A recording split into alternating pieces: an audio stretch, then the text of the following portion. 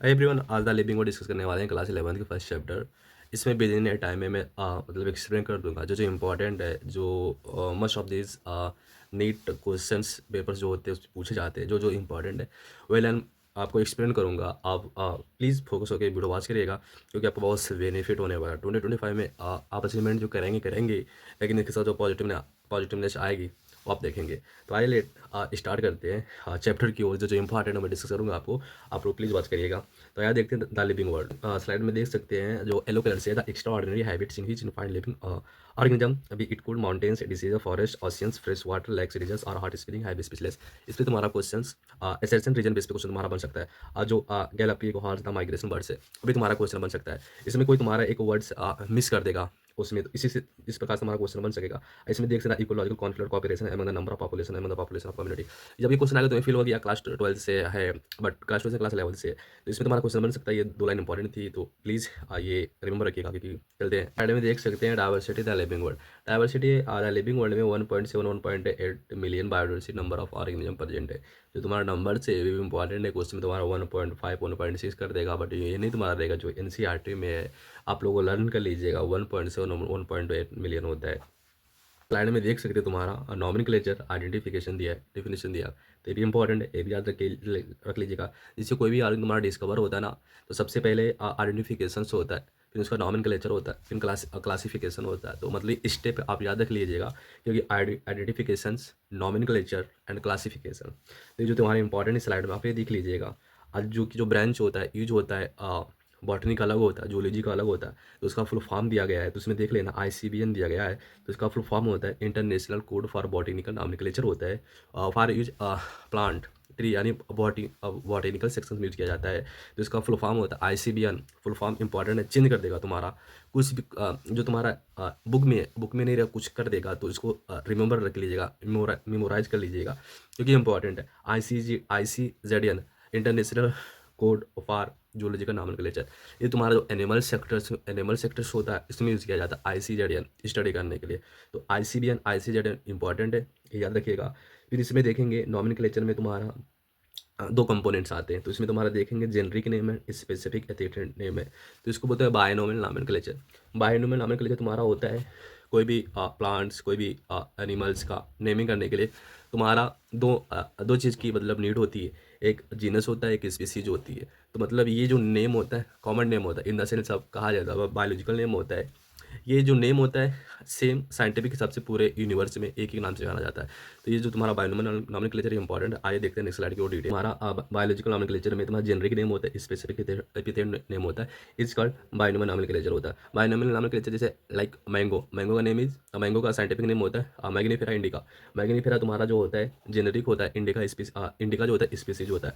तो इसमें जो तुम्हारा दिया गया है, इसमें जो तुम्हारा दिया गया मैग्नीफेरा स्टूडेंट्स का रूल्स भी दिया गया है। रूल्स क्या, स्टेप्स क्या है, वो भी मस्ट भी इंपॉर्टेंट। स्टेप बाय स्टेप तुम्हारा क्वेश्चन पूछ सकता है। जो स्टेटमेंट क्वेश्चन में ऐसे ही फॉर्म में पूछ सकता है। लाइक देख सकते हैं like biology names are generally Latin and written in italics. जो बायोलॉजिकल नेम होता है लैटिन एंड रिटन इटैलिक्स के फॉर्म में लिखा जाता है। तो भी इंपॉर्टेंट है, ये फर्स्ट लाइन है, पैराग्राफ आपको जरूर भी लर्न कर लीजिएगा। और जो मतलब स्टेटमेंट्स एनसीईआरटी में ना, तो please to be focus don't to see any module any question papers must be important in your NCERT. तो please to be focus NCERT book.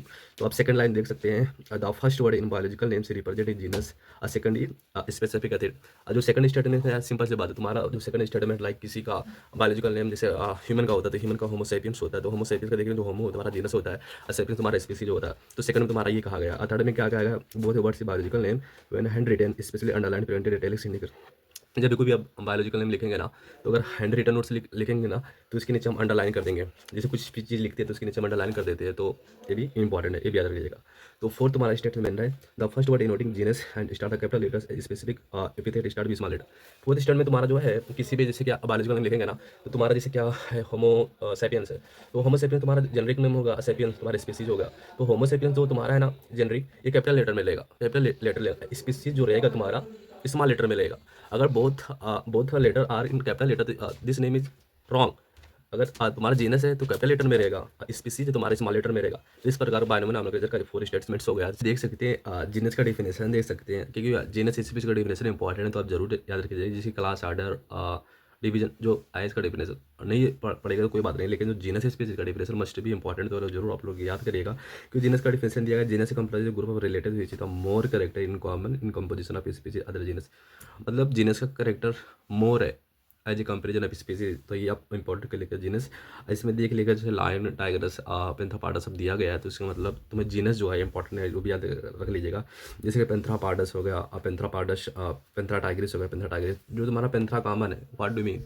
पेंथ्रा common, Panthera तुम्हारा जीनस है तो तुम्हारा कॉमन है, तो भी जरूर याद रख लीजिएगा क्योंकि इंपॉर्टेंट पैराग्राफ आप जरूर पढ़ लीजिएगा।